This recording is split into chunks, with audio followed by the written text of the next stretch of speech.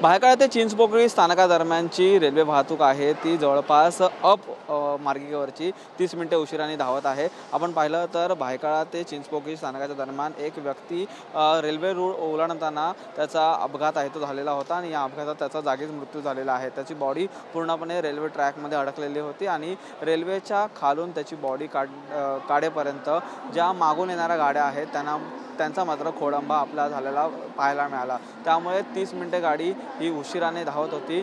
CSTकडे येणाऱ्या गाड्या या 30 मिनिटांनी उशिराने धावत येत असल्याचं रेल्वेचं म्हणणं आहे आणि त्यामध्येच ही जो व्यक्तीला आहे ते बाहेर काढण्याचा प्रयत्न सुरू आहेत। थोड्याच वेळात ही संपूर्ण वाहतूक आहे ती सुरळीत करण्याचा रेल्वेचा सध्या प्रयत्न सुरू आहे। सध्या आपण CST स्थानकादरम्यान आहोत।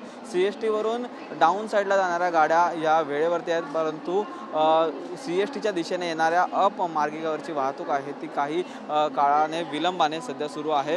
रेल्वे प्रशासनाचे संपूर्ण प्रयत्न आहेत ते सुरू आहेत।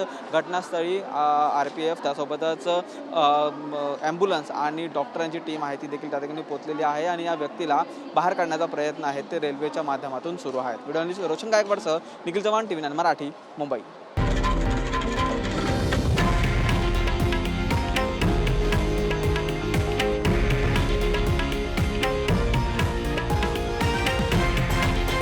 हे आहे देशातील नंबर 1 न्यूज नेटवर्क आणि आपण पाहत आहात TV9 मराठी, एकमेव।